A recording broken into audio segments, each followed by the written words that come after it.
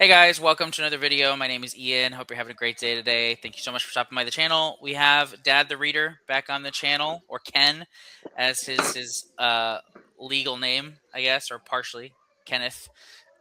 He's here with us again today to do a follow-up to our Stephen King video from a year ago. Yeah. Yeah, over a year ago. I think it was like early January of last hmm year when hmm I picked 5 Stephen King books for you to read, and now here we are. You finally read them all.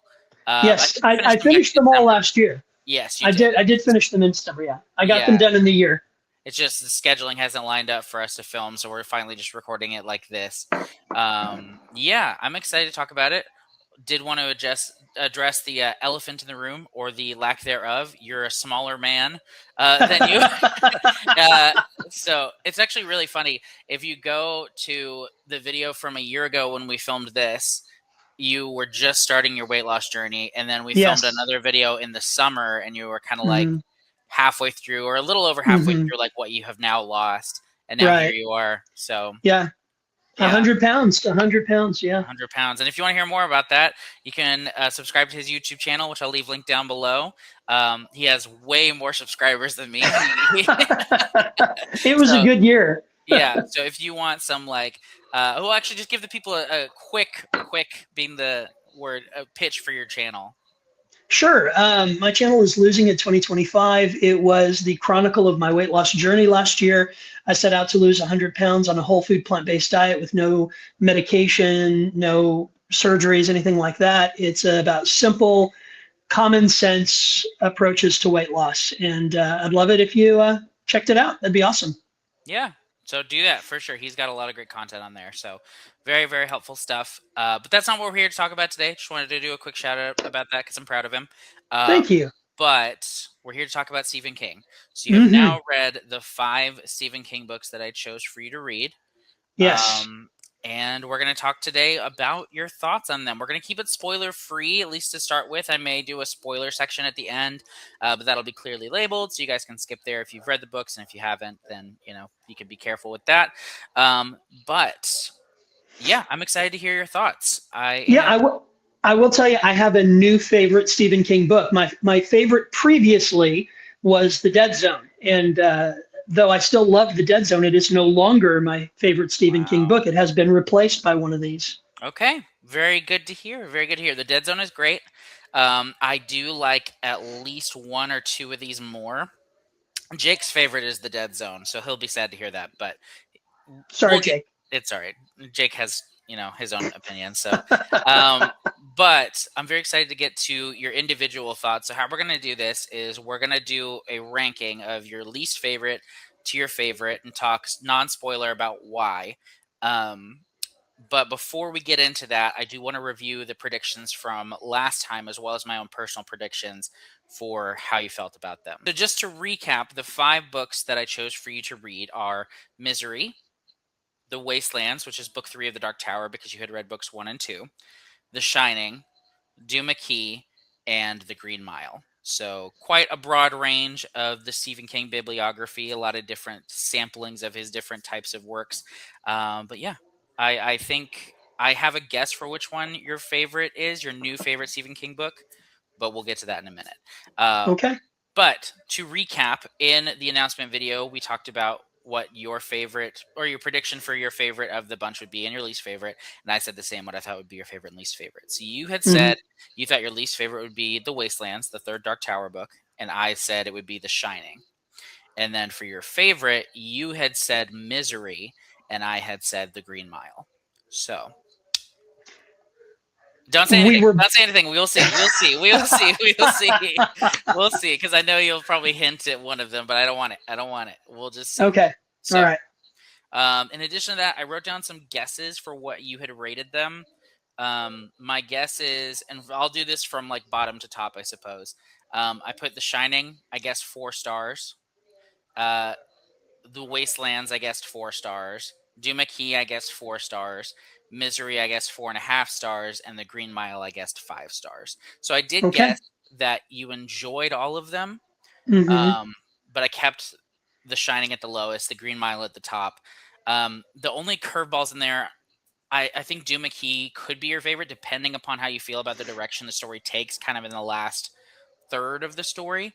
Hmm. Um, Hmm. and then I guess it depends on how Dark Tower sold you are at this point, because the Wastelands is kind of like a big book for people who love the Dark Tower series, but if you're not sold on it, like it may not work for you. So, Right. so yeah. Okay, are you ready? I am ready. Okay, without any further ado, what is your least favorite of the books that I chose for you to read? My least favorite of the books that you chose for me to read is not what either of us expected it to be. Okay. My least favorite book is Misery. Whoa! I I did not like anybody in this book. I did not find any of the characters, well, I should say almost either of the characters, sympathetic at all. It's kind of important to me that I at least kind of like the protagonist. I did not like him as a person, as a character. I found him off putting, to say the least. Well, he's not having his best day He's in the book. So, yeah, yeah. The Misery was it was a bit of it was well titled because it is miserable. was, Yeah. it is miserable. Just there were so few bright spots. I mean it. Please don't misunderstand me. It is a good book. I'm not saying it's not a good book. I'm just saying I didn't like any of the characters. I didn't find them sympathetic. I did find certain moments very satisfying, but overall, of all the books you shared with me, it was probably my least favorite. Okay. Interesting. Yeah. So, I mean, I don't disagree with any of the things you're saying. Like, it's not. I mean, it's so just like steeped in what's going on. Like, it's so heavily like this is the situation, and it's like Hmm. literally like a locked room thriller because he's literally locked in this Right. woman's house. So, like, Yeah. if you're looking for any even like glimpse of sunshine in the midst of that, you're not going to find it. Like you're not. Right. That's not this kind of book. And Stephen King does do that really well in his horror. A lot of times he'll have like moments of like great character moments or whatever that kind of uplifts you for a moment before you kind of dig back into the trenches of it. But Misery is just full on nonstop horror, which is what I think is compelling about it. Like it's one of Stephen King's most compelling narratives because it doesn't cease. It's like from the get Hmm. go, it's like this is the situation. Right. You're not out of it. You're in it with Paul. And so it's like immersive in that way, but at the same time, I can see like if you're not enjoying Paul as a character or Hmm. Annie Wilkes. I mean, please tell me you at least appreciate Annie Wilkes as an antagonist.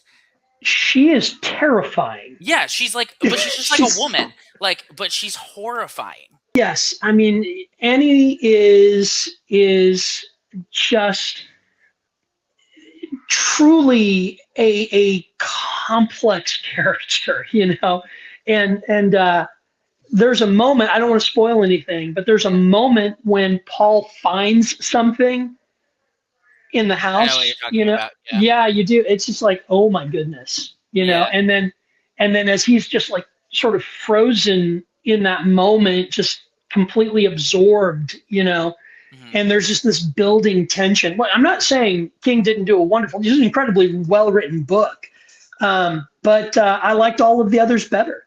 Yeah, that's fair. That is fair. So I'm not gonna hold it against you. Misery is one of my favorites. Um, but again, like, so hold on. What did you rate it? 3.75. Whoa. Okay, that I, that I do take a little. I do take a little bit personally. I Um, mean, three is good. I mean, I won't rate a book a three unless a 3.5 is like the I if I didn't enjoy a book, I'm not going to give it a 3.5 or above. okay. So I So did enjoy it. It's not quite a four for me. yeah. Okay. I respect that. I disagree. But I respect that because Yeah. I think it's also really fascinating because I think it's one of Stephen King's biggest like what if scenarios where he puts Hmm. himself in the book so heavily Right. where it's Yeah. like what if I had a car crash and my number one fan who happens to be psychotic happens to find me and keep me locked in her house. Like I just imagine that and like for that reason I think it's a really fascinating read as well. Hmm. The one thing that I think holds the book back for most people is the interludes of the story that Paul is writing, kind of like taking Hmm. you out of the story. How did you feel about those parts? I think those are the moments when you're coming up for oxygen. They really are. And if they didn't have those moments, then it would just be a slog all the way through. And so yeah, no, those were good. Those were I think those were key moments. And there were several points in the story where it's like you really want him to be successful in the thing he's trying to do in that moment, right? Right. And then just the the vindictiveness that rises to the surface, the sense of betrayal and the anger. This is a book that is steeped in negative emotions pretty much all the way through. So I think it's aptly named. It It is is. it is aptly named, and I'm being harder on it probably than it deserves, and I would say, upon rereading, I might change my mind, but I don't think it would displace any of the other books that you loaned me. I'm surprised. I expected to like it more than the others, and Yeah. it was actually the first one that I read. Right.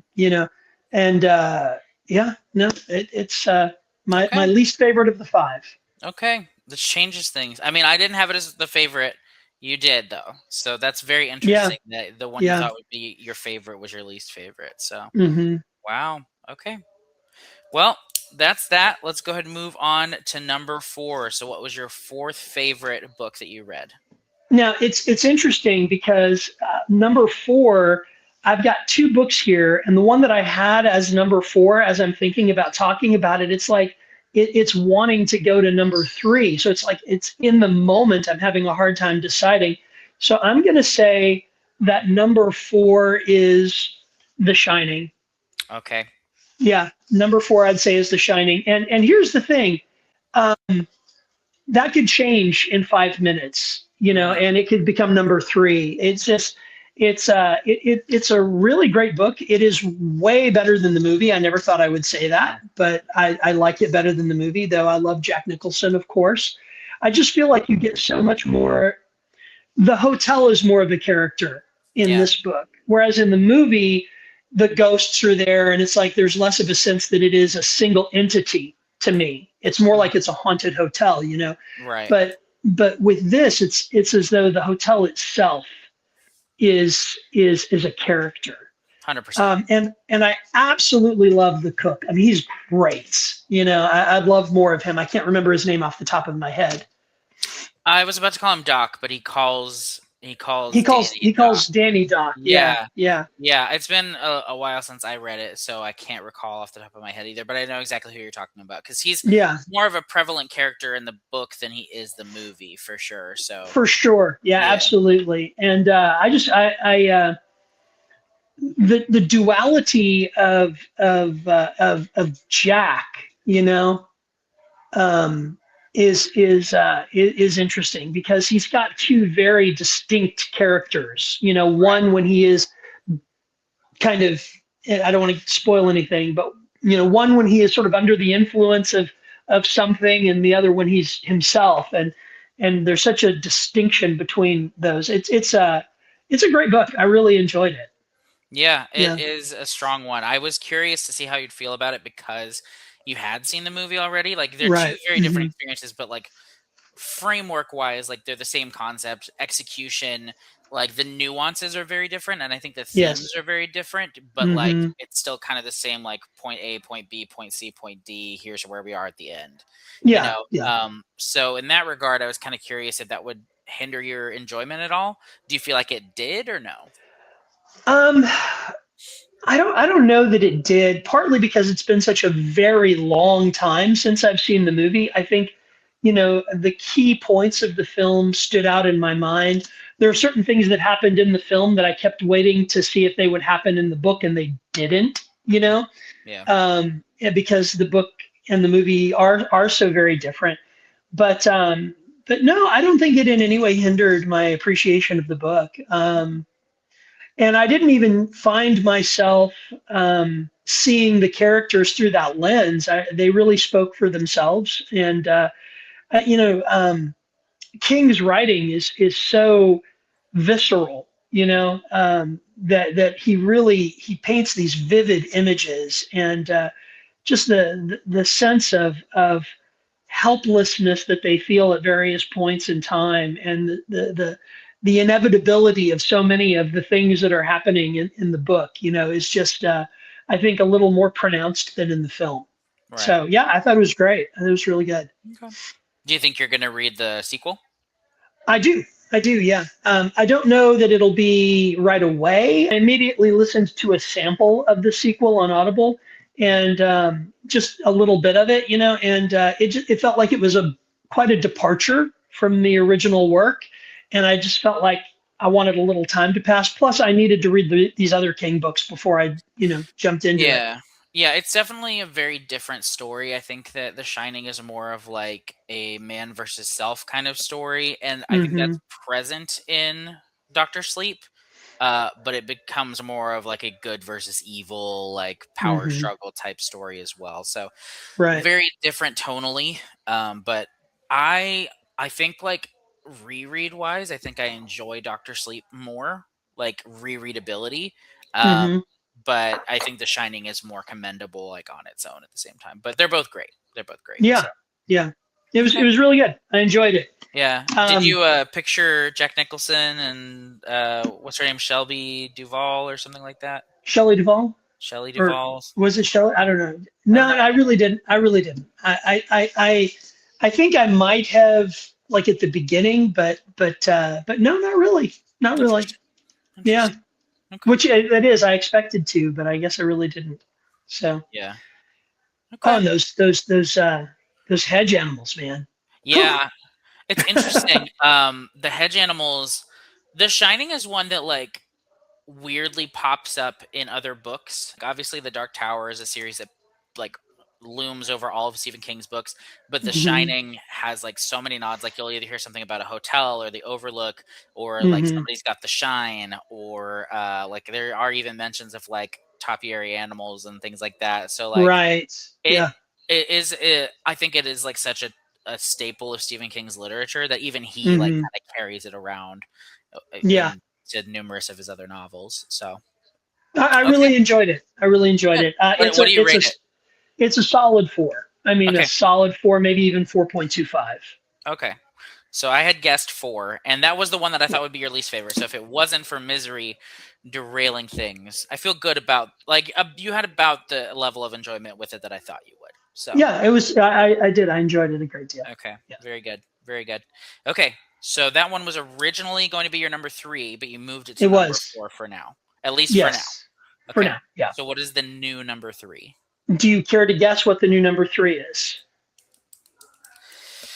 I still feel pretty good about the Green Mile being your favorite, so I'm gonna say it's either Duma Key or the Wastelands. I'm gonna guess the Wastelands. You are correct. Number 3 is the Wastelands, and it was almost number 4. To the extent that I would rate it the same as I would rate The Shining, a 4.25, somewhere in there. I really liked The Wastelands. It is my favorite Dark Tower book so far. I definitely liked it better than the first book, and I liked it better than the drawing of the 3, which is saying something because I really did like the drawing of the 3. Yeah. But this one just it was compelling. It was interesting to see his companions really coming into their own. Yeah. And to truly becoming the gunslingers that they were told they were going to be. That each of them in their own right is a dangerous individual. Whereas before it seemed like they were just hanging on the skin of their teeth and just trying to figure things out. Yeah. So I felt like that was really good. Blame the Pain is this looming shadow, that's always sort of on the edge of everything in terms of how they, and he was really interesting. I would say my only complaint is I felt like I would have done a lot better with. I feel like this world, right? The world of the Dark Tower is like trying to find a light switch in a dark room you've never been in before. Does that make Hmm. sense? It's like you're groping for an understanding of things. And I always feel like I could use a bit more exposition, you know, Hmm. a little more explanation of this world and what's going on. It seems like King is like, it's like it is so developed in his cosmere of whatever it is he has, right? Hmm. That he knows all these details, but the rest of us are just like sitting here trying to piece it all together, if that makes any Right. sense. Yeah. And sometimes I feel like I'm trying to read a map without the legend, you know, Yeah. without the key to that map. So that would probably be my only complaint. Hmm. But it was good. I really liked it, and I liked I liked the antagonists in this, not just the engine himself, but the other antagonists that they encounter. I thought it was really interesting. Yeah. Yeah. I definitely I hear what you're saying about like the need for an exposition and things like that. But for me, I think the reading experience is one where like in my head, like King himself doesn't have like a legend or a map. Like it very much feels like in this world, like anything can happen.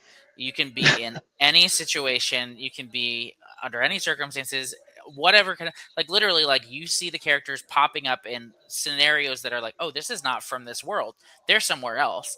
Or like there are literally mentions of like pop culture things where it's like, what is this doing here? So Like he's making it up as he goes along, it is what it feels sounds like like. he's making it up as he goes along, which Yeah, yeah. King does a lot. He is a pantser, like that he is.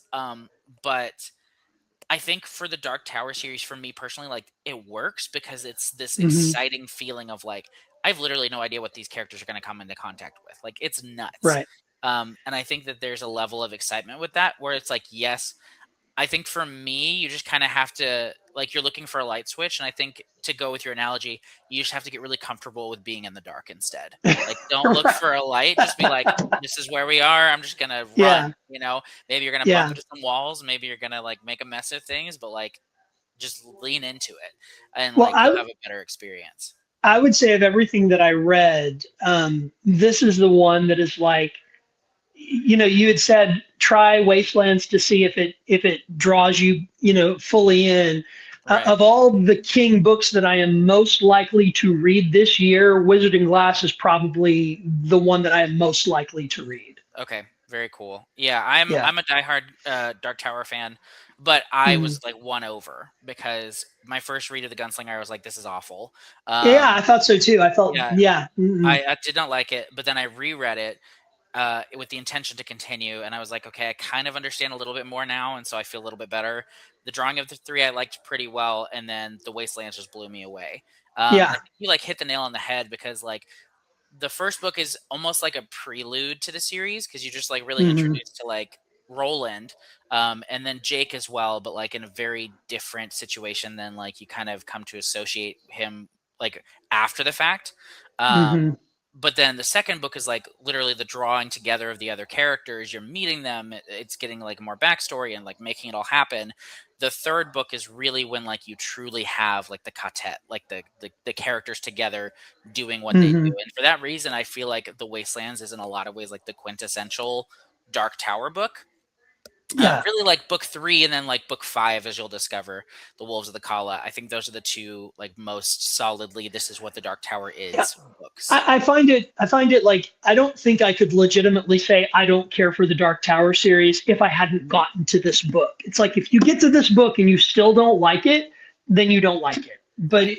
But you've got to get to this book before you really know whether or not you like it because everything Yeah. else is preamble. Right. Which is Yeah. interesting because a lot of people feel like book two is where that kind of happens. I disagree. I think book two is like a step in the right direction where like Oh, for sure. structurally it's more sensical than like what the Hmm. gunslinger is. Um, Yeah. but book three is The like gunslinger is like insane. a fever dream. It's like Yeah, literally. what's Yeah, it going feels like on, a you fever know? dream. Yeah. So, Yeah. which in the context of the series, like, kind of makes sense because it just throws you in the deep end. But Hmm. at the same time, like, I don't think first time readers often enjoy book one because of that. So, that Right. being said, I will say after having finished the series, The Gunslinger is very interesting as a reread. So, Mm. because I've Yeah, I mean, reread it because now then it that makes sense. you know the You've seen, characters and you kind of see the yeah, progress. Yeah. So, yeah, but and yeah, you I'm catch very probably a lot more foreshadowing and you just do. yeah, Yeah, it's yeah, a very different reading experience on the other end of the series. So, yeah. um, yeah, I'm very excited for you to continue the Dark Tower because again, like I'm a diehard Dark Tower fan. I love it, and Hmm. I think you'll enjoy Wizard and Glass because it is very different. Like it's a prequel in some ways because like it continues right after book 3, but then most of it is Roland telling his story Right. to the rest of his quartet, and it's very like it's the most Western of all of Hmm. the books in the series. So I think you'll enjoy it. So Yeah, I'm looking forward to reading it. Actually, it's on my list for the year. So very good, very good. yeah. Okay. Well, if you return my other book safely, you can borrow it. Sounds All good. right. Okay, number 2. Oh, all right. So I'm guessing it's Duma Key, but I could be wrong. I don't see a world where Duma Key is better than the Green Mile. Is the thing. I don't Uh-huh. Right. see Right. that. Right. So Yeah. your No, number I get that. I get that. I will say that these next two books are both 5-star books for me. 2. Okay, So but the number 4 book, or number 2 book. or the number 2 book, excuse me. I just saw you So pull something out of a slipcase. Did I yeah, just see that? No, no, no. Are you serious? The Green Mile's your number 2? the number 2 book is The Green What? Mile. Yes, yeah, The Green Mile is number 2. Um, and I'll explain why in a Yeah, moment. you got some Yeah, explaining to do. it's a toss up. It's like it really is a toss up. But there's a reason. There's a very specific reason that Duma Key is number 1. So, Okay, okay. but it's a very specific reason. All right, But let's hear it. Let's talk Green Mile and then we'll get to Duma Key. yeah, this book is amazing. This is a fantastic book. The moment I read this book, it became my favorite Stephen King book, right? Mhm. Until the next one, Wow. which was yeah, it's like Yeah. until so for a brief window of time, it was it was my favorite Stephen King book. So and it's amazing. I do say that you asked whether or not I saw the characters as Jack Nicholson.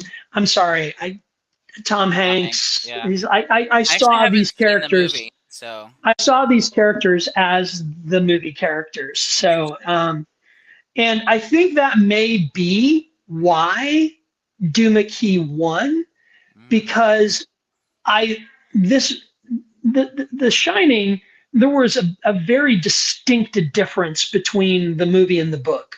mhm. With this one, it felt like I was reading the movie. The Right, movie was, and I had seen that movie much more recently.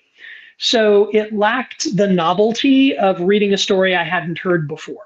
Does right. that make sense? That's fair. Okay.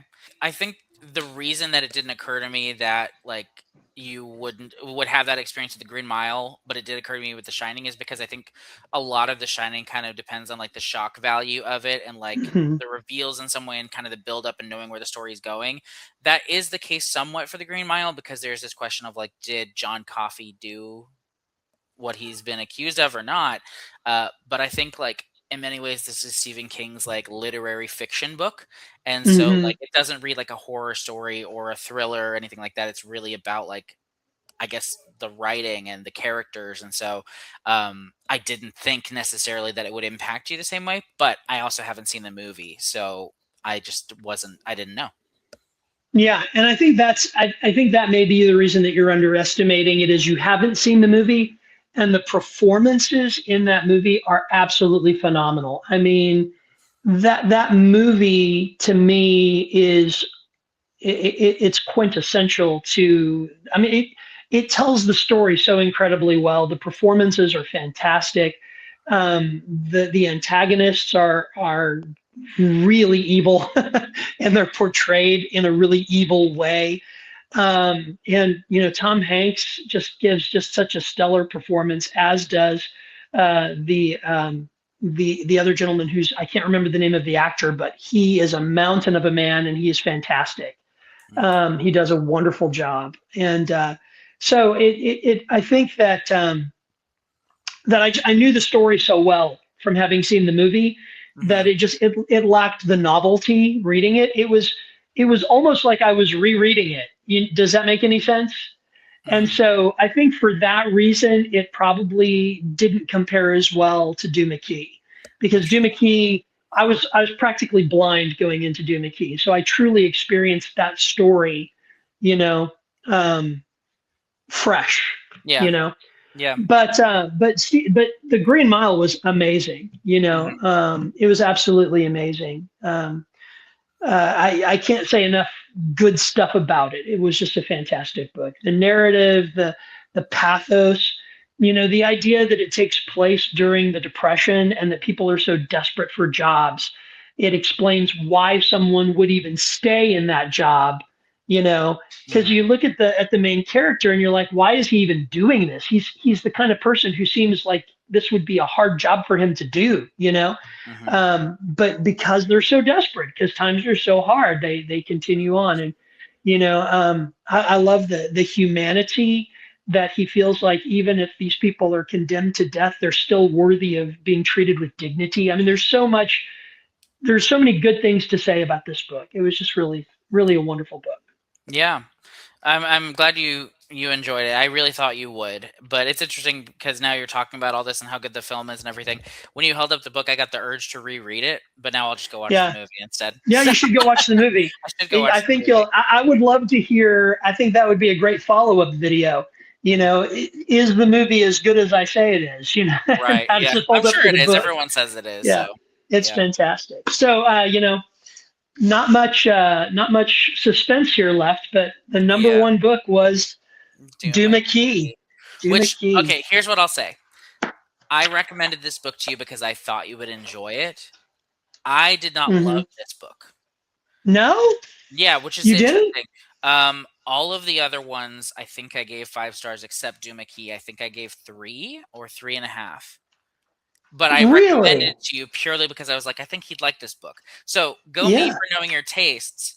I didn't realize it would be your favorite, but it's my favorite. Yeah. And I will say this does make me want to reread it. So tell me why you love Duma Key so much. Yeah.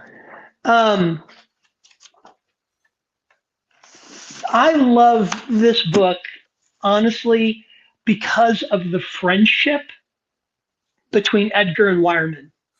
Yeah, that's fair. It's Wireman is. I love the way that he talks about Wireman from the beginning. Wireman says, and just like the way he's quoting Wireman all the time, and and the way that Wireman kind of calls him, muchacho, and just the dynamic between these two. It's like there's a moment when the story turns. Okay, you told me about that, and you're like, how much you enjoy it will be how well you can. Honestly, I was in love with the book before it ever got there. The beauty of the prose, the way that he describes the process.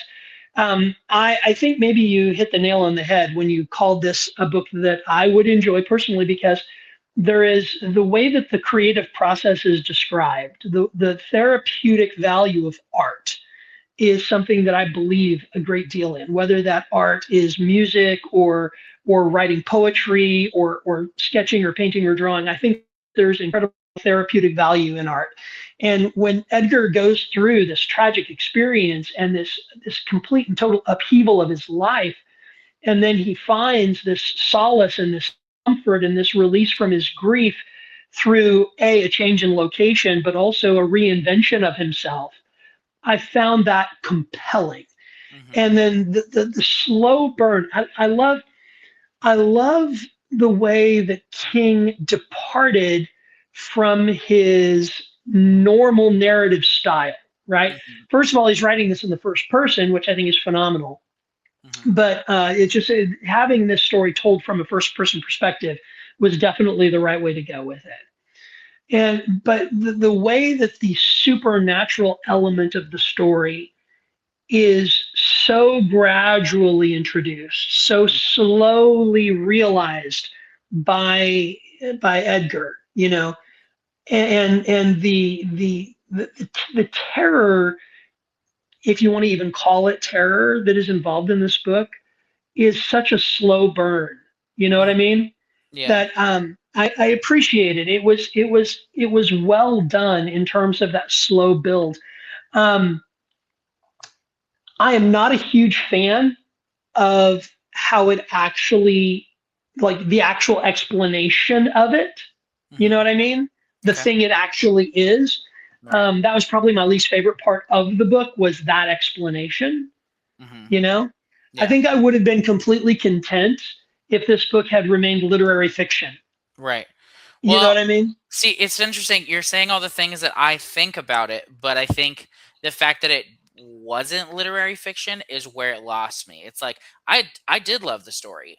I loved Edgar and Wireman. I loved the story of this man finding himself again after this great tragedy. And so when things kind of like When Stephen crescendo. King when Stephen King let his Stephen King out of the box, Right, I was like, "Dude, you didn't have to do that." he Like, didn't have to do and that. that's the thing. For me, the fact that he did what he didn't have to is more of a hindrance on the book in general than it was for you. Because Yeah. I'm like, I loved where things were. I love where things were going. I love the relationships. I Hmm. love the character development. This is fantastic. So why did you have to literally drive a hurricane through this plot for no reason? Yeah. Like, Uh, what are you doing? Why did you have yeah. to do that? So, Yeah. I wish he hadn't done it. I think it would have been a better book had he not done it. I wonder if he ran out of imagination. If he's like, well, I don't know what to do with this. All right, let's blow it up. Yeah, I don't know. right. But Yeah, I just then that's where it lost me. It lost me. yeah, and I think the reason that it didn't lose me there is because I was so in love with what it had become even before that. It's like when you really fall for somebody, they can act like a fool and you still love them. Mhm. It's kind of like that. It's like I still cared about Wireman. I still cared about, about Edgar. I still cared about Edgar's family, about his daughters, Right. particularly one of them, and looking at the way that his art foreshadowed the things that were coming and the way that it was like this, there's a certain thing that turns, and the more it turns, the more something is revealed. Right. Yeah, I know what The you mean. name, you know what I'm talking about? Sure. Yeah. I loved that. I loved the idea that, and it's interesting. I am by no means an artist, but right now I'm reading My Friends by Frederick Bachman, and I love hearing them talk about the painting, and Yeah. so that element of it was present in Duma Key as well. This idea of him living in the same, you know, Big Pink, that other artists had lived in the past, and some of the name dropping that went on there, and the Yeah. sense that the island and this house sort of amplified the artistic, you know, it was really cool. I liked it. Yeah. I understand why you didn't like it, and the things you didn't like about it are the same things I didn't like about it, Mhm. but I didn't dislike them enough to not love this book. Now, Yeah. could I say that the Green Mile could have been number one and this number two? Yeah, absolutely. It could have flip flopped. You could I say think that. I think I think the difference is I read the Green Mile much earlier, Right. and this one is much more recent to me. Mhm. And then combine that with the fact that I was fresh to this story, Yeah. whereas the Green Mile I had already been exposed to. I think those two factors are what gave this one the edge. I will say, and I'm just, the Green Mile is a better book. Right.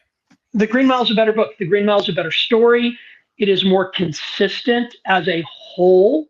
Mhm. The magical realism that is present in it is much more subtle and much more consistent. Mhm. This one doesn't pace well. It ends up, it's very slow in the beginning, Mhm. but I enjoyed that. I Yeah. don't know, but and just it was everything from just his walks along the beach and the progression that he goes through because of those, and the way that just again, that relationship with Wireman, seeing him in the distance, but then, hey, are you going to come sit down? He's like, not today. Just that whole thing, just it was endearing. It was an Yeah. endearing story. Yeah. So yeah. Okay, that's fair. And I think I wonder if I would enjoy it more on reread, kind of knowing the direction it's going in. Perhaps Hmm. enjoying and like I guess paying more close attention to any foreshadowing that there is of like where things are headed. Because again, for me, it was just like it felt like exactly what we said. Like Stephen King like ran out of ideas on where to take the story when it got to a certain point, so he just pulled a Stephen King, and I'm like, you didn't. Yeah. Again, Yeah. this is not. I almost wish the story had been written by somebody else who wouldn't have done it. You know, so Right. but I just, without getting into spoilers, the direction that it went in, I didn't hate it, and the ultimate resolution of the story I thought was appropriate. I thought it was good. Um, I felt like, there was, there was, it became a different story at one point. It really did. But I yeah, think it did so without ever completely losing, you know, yeah. without completely losing itself. Okay, okay. I feel like you're disappointed. No, I'm not disappointed. I mean, I recommended it to you, and it's part of the video. Yeah, you Like, did. I wanted you to enjoy it, so I'm glad you did. I think I'm just Yeah, shocked that not that you enjoyed it this much, just that you enjoyed it more than the others is where I'm yeah. ending up here. Well, Like, I think the reasons that I enjoyed it more than the Green Mile are exactly what I landed on. Is like, one, I read this much earlier in the process, so Duma Key is fresher in my mind. the order that I read them in, just in case you're interested in it, is I read Misery first, okay, and then after Misery, I read The Wasteland, okay, and then I read Green Mile, and then I read Duma Key, and then I read The Shining last. Shining was okay. the last one that I read. Interesting. Um, and I think I was just putting it off because I Right. did not anticipate liking it because I thought that the movie would ruin it for me, which in fact it didn't. I actually enjoyed it quite a bit. Mhm.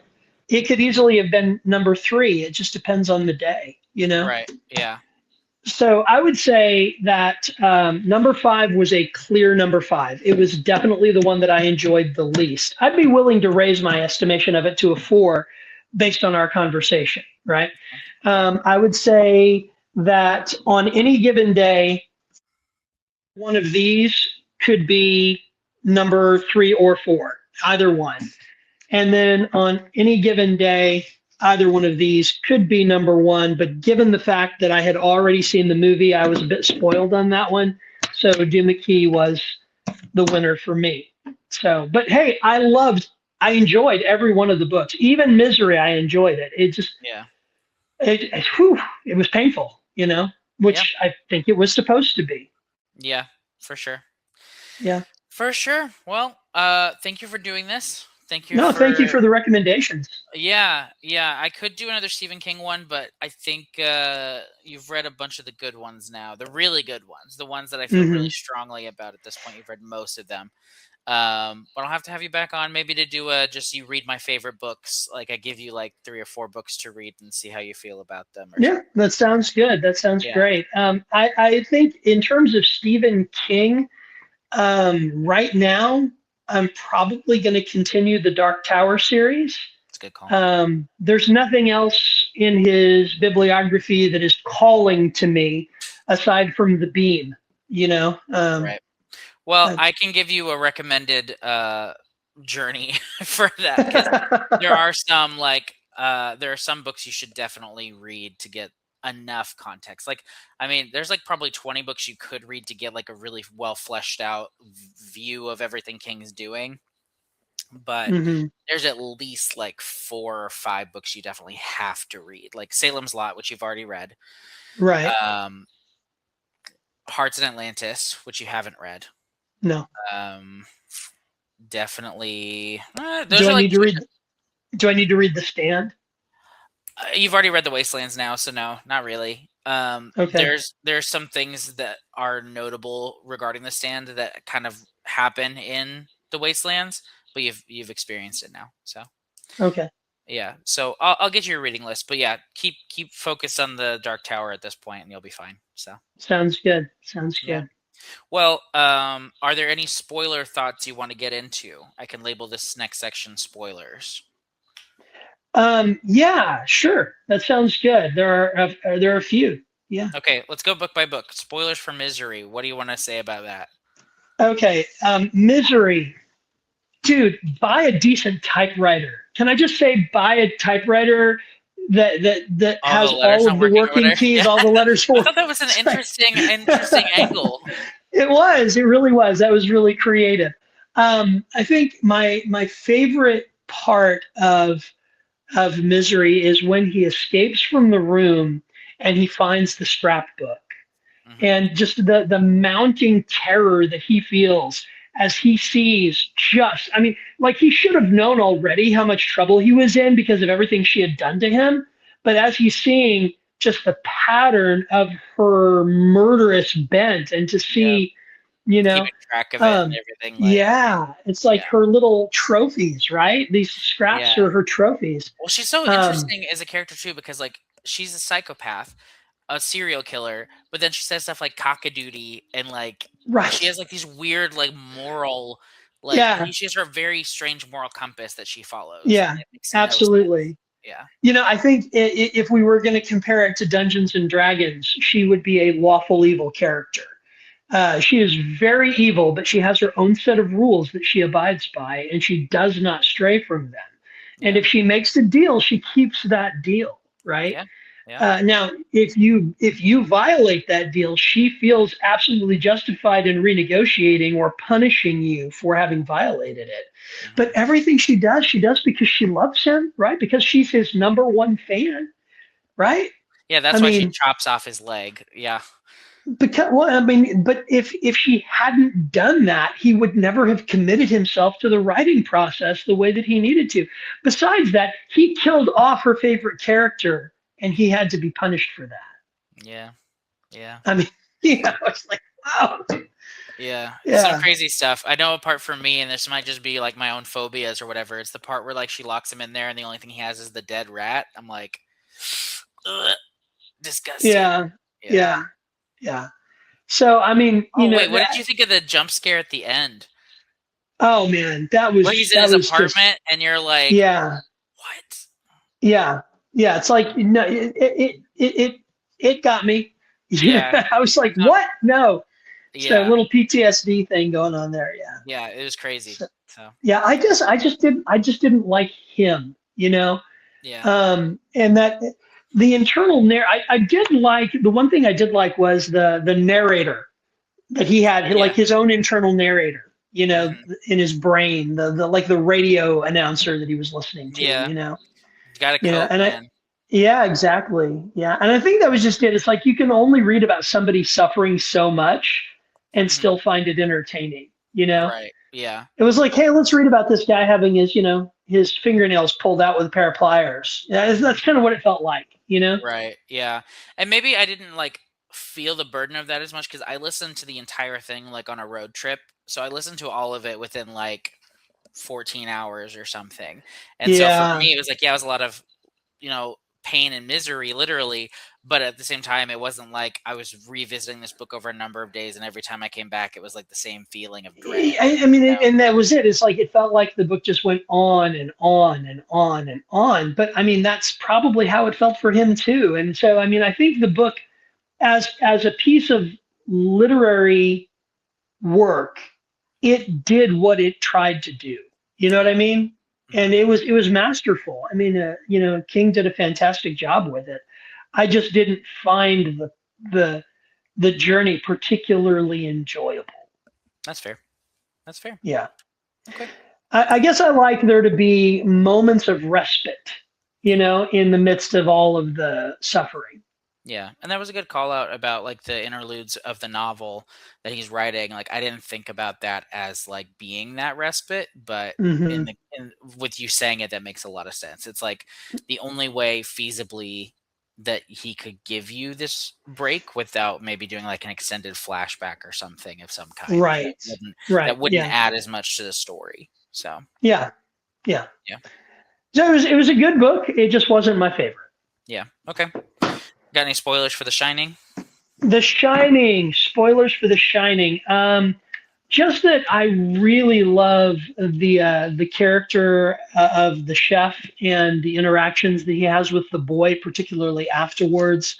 Um, I found I think of all the moments of tension, I found probably the tunnel and the rustling of the leaves at the end of the tunnel. It's a small thing in regards to the story itself, Hmm. but I think maybe it was that sense of claustrophobia, that sense of being in the dark, that sense of something coming for you. That was to me one of the most terrifying moments in the book, because it was subtle, and Yeah. it didn't happen all at once. It sort of built slowly. I felt like he might have done a better job of explaining um, the visions, and the other boy that he would see. What was his name? Not it was himself, right? Later on, it was like his future self, right?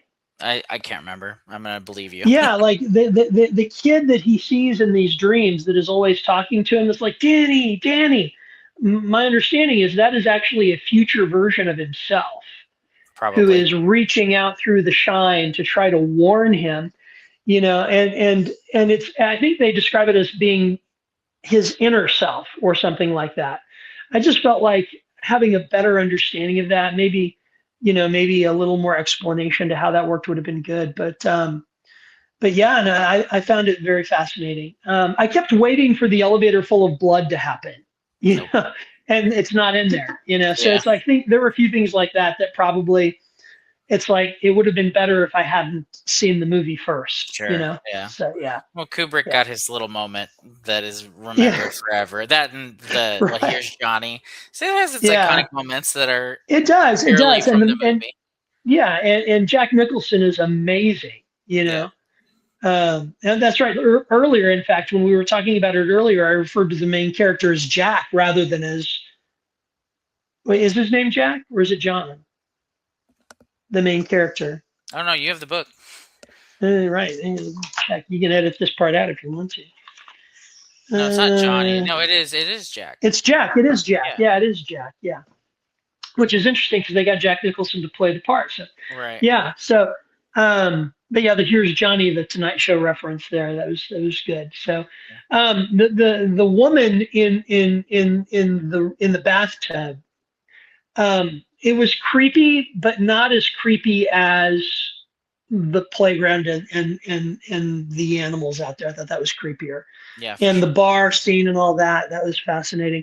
It also kind of creeps me out that this thing was able to let him out of the pantry.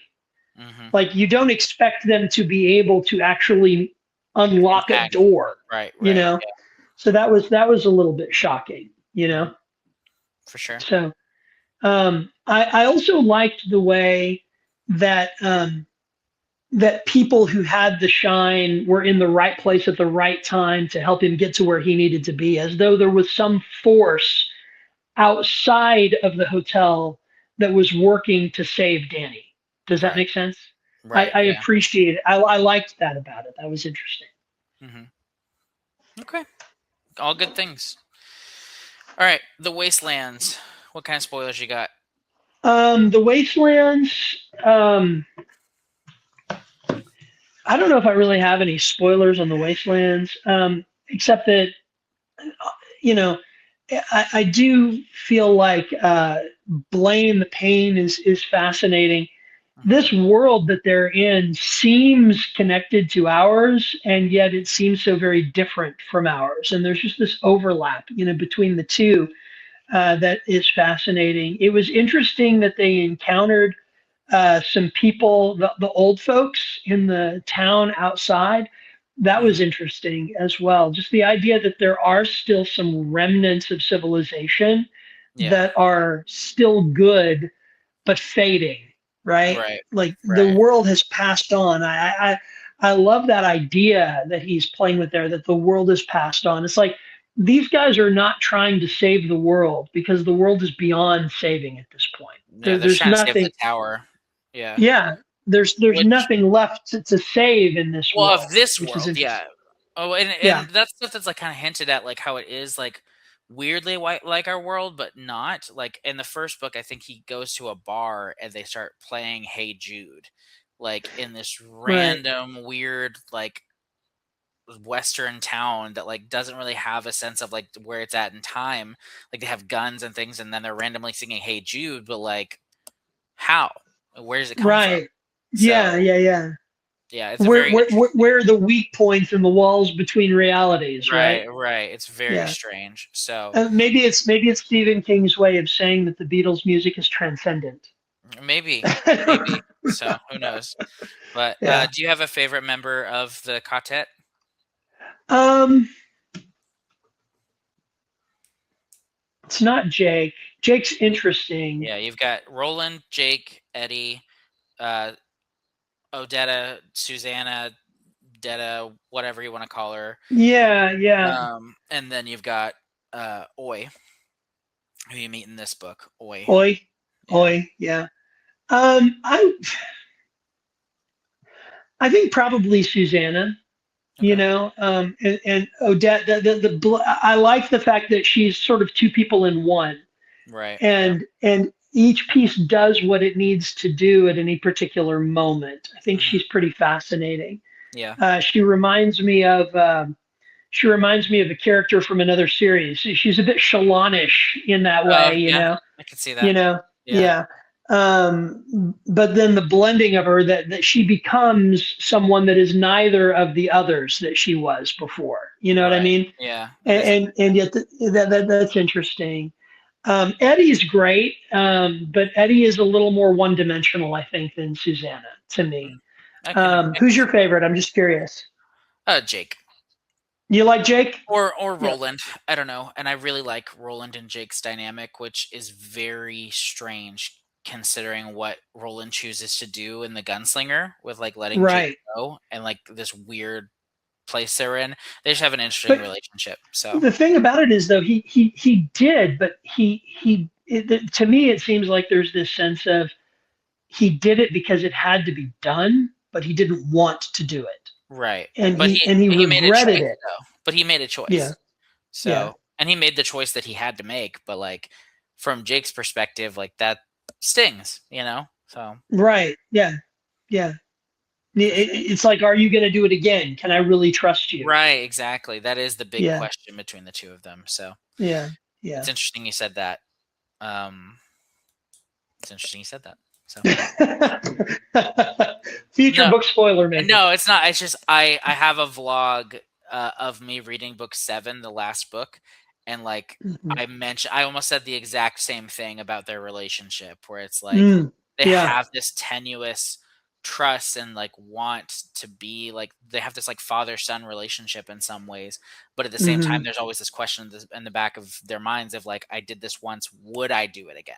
And like, Right. I mean, he goes out of his way to try to reverse it. He goes out of of his course, way to, but and so, kind of like wanting to have it both ways, right. so there's that sense. I think my favorite detail Hmm. is probably the joke book. Mm, yeah, I, that re- was I interesting. really, I like that. I like that Yeah. idea, you know? You ended on a cliffhanger though. You haven't continued, so it's all No, that's why I say that's what's next. yeah, for Wizarding sure. Glass is probably the next King book that I'm going to read for sure. Yeah. Yeah. Okay. Good to know. So, Okay. The Green Mile. Any spoilers? the Green Mile, tonally, this book, you know, is it's a beautiful book. It is a beautifully written book. And it was a beautifully acted film. And I think the screenplay did a wonderful job of capturing King's voice in this book. Hmm. It reminds me a little bit of tonally of The Body, Hmm. I can see that. you know, Sure. and maybe that has to do with the time period that it's written in. There are certain elements that remind me of 11/22/63, in terms of the narrative style of it. Hmm. But it lacks the desperation of that. To me, it's a much quieter novel. Yeah. This is a novel that you can sit with. This is a novel that is like it steeps like tea. It's like you got to let it sit for a while and let it kind of soak into you. Um, but I think there are some very satisfying moments, particularly when when it gets what's the word I'm looking for? When Coffee when John Coffey passes on the sickness to the other guy, you know, what's I his can't name? remember. It's been so long. Yeah, it's to let's see, what's that guy's name? Are there E-Blog Delacroix? Oh, okay. Yeah. Yeah, you know, when Delacroix gets what's coming to him, that was incredibly satisfying. Yeah. And the relationship between Coffee and the guards, you know, the good ones, is interesting. It's like that the sense that here we were going to kill this most beautiful thing in God's creation, so to speak, you know, Mm-hmm. and the sense that they had to do it. But then Coffee's attitude is like, I want the pain to end. It needs to stop, you know. And so Mm-hmm. it's like he wanted, in the end, he wanted them to do it, Mm-hmm. but for them to have to do it, it's like this sense of, you know, here you've got, it's like defacing a beautiful painting, right? Mm-hmm. It's like you're killing something that is truly innocent, you know. Yeah. Uh, and you know, what are the justifications for that? And then the idea that you've got to live with that Mm-hmm. for a really long time, Yeah. you know. Did you get the symbolism behind his name, Which one? John Coffey? It's No, JC. I didn't get that. Oh my goodness! Wow, It's wow. intentional. JC, Jesus Christ, John That Coffey. wasn't that. I get that then. Yeah. Wow. Yeah. I didn't know. It So completely went over my head. no question about whether or not he's innocent from the beginning. If you know that, like, oh, okay, Yeah. so of course he is. Yeah. He's of course he's innocent. Yeah. I mean, I knew he was innocent because I'd seen the movie already. Sure, but yeah, Yeah. but still, Uh, but yeah, no, I never put two and two together. I Now I don't feel remember dumb. where. What kind of an English teacher am I? I didn't No, even catch that it's very symbolism. subtle. If you I don't, wasn't looking for symbolism. Maybe that's right, it. right. If I you don't told me remember. to annotate it, I might have. If I had to write a paper about it, I might have found it. Right, yeah, but I don't remember where I read that or heard it or something. But it was intentional. I believe that, like, yeah, JC, John Coffey, Jesus Christ, yeah. So Right. Yeah. there you have it. Yeah. Yeah. All right. Great book. Great book. All right. Lastly, Duma Key. All right. Duma Key. Spoilers about Duma Key. I loved the ships, the paintings of the ships. I loved the the magic system, I guess you could call it, of the things that he's painting. It's like at first, it's like I'm left with this question still, even to some extent. Were the paintings a revelation of what was going to happen, or did the paintings cause it to happen? Because in some senses, it seems like it was a revelation, like knowing that his wife had had the affair with his old foreman, his old employee, his old friend. That was more like painting it revealed it, right?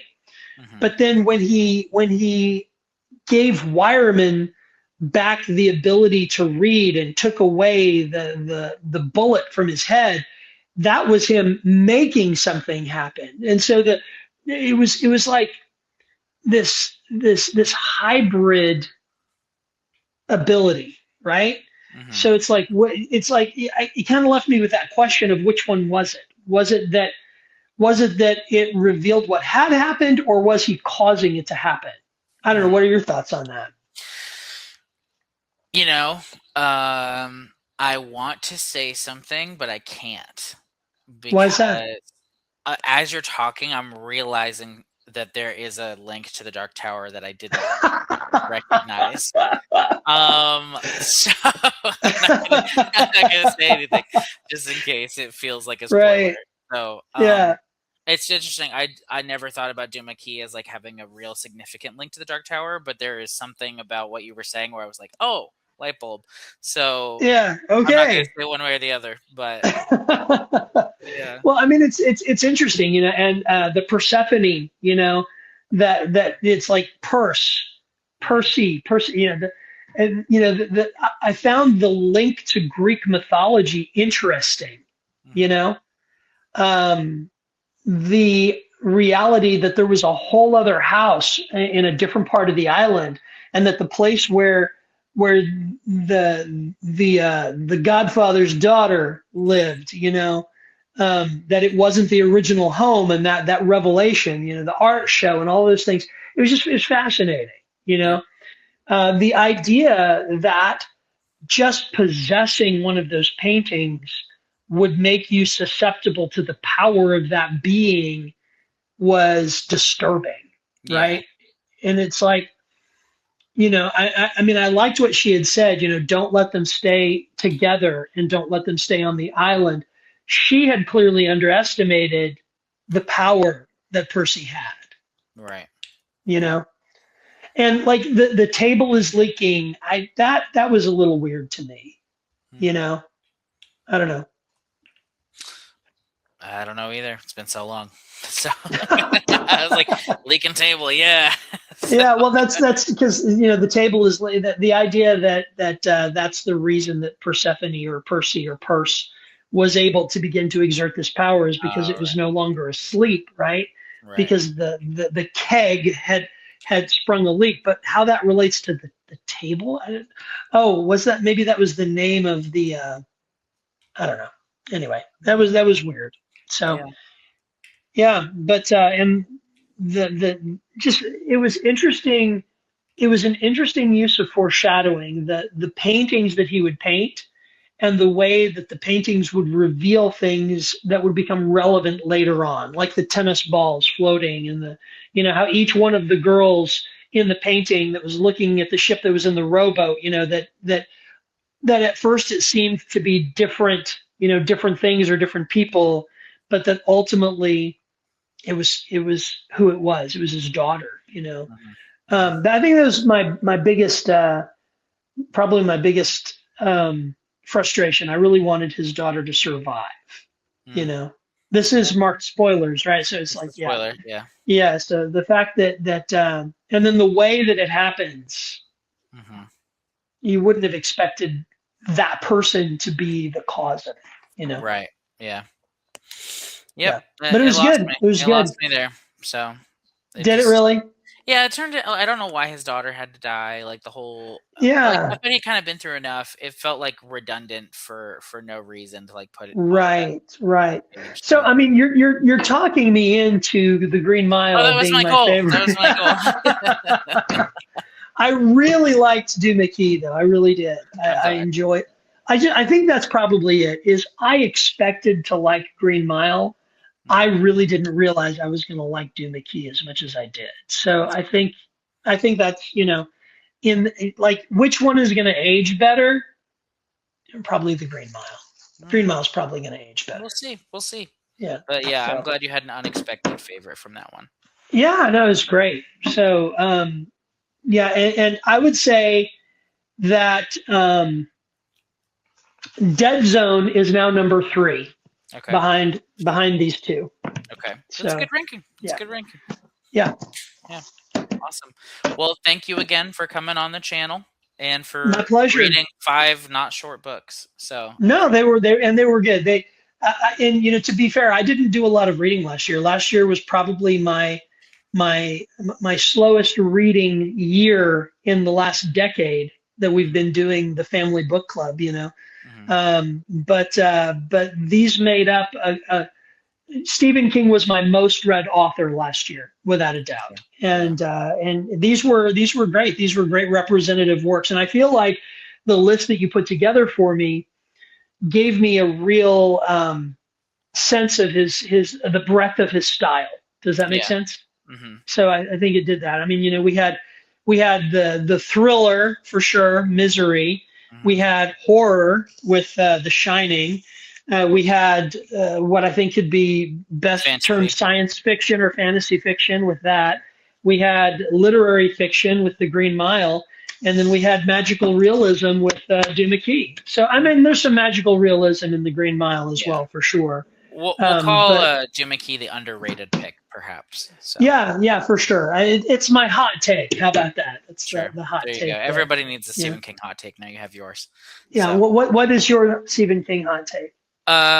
Blaze by Stephen King slash Richard Bachman is in my top 10 Stephen King books, and it's Mhm. one of his most underread and underrated for sure. But like, I Yeah. like it more than The Stand. I like it more than Salem's Lot. I like it more than The Shining. I like it more than a lot of his like big books. So Yeah. Yeah. Do you like it more than 11/22/63?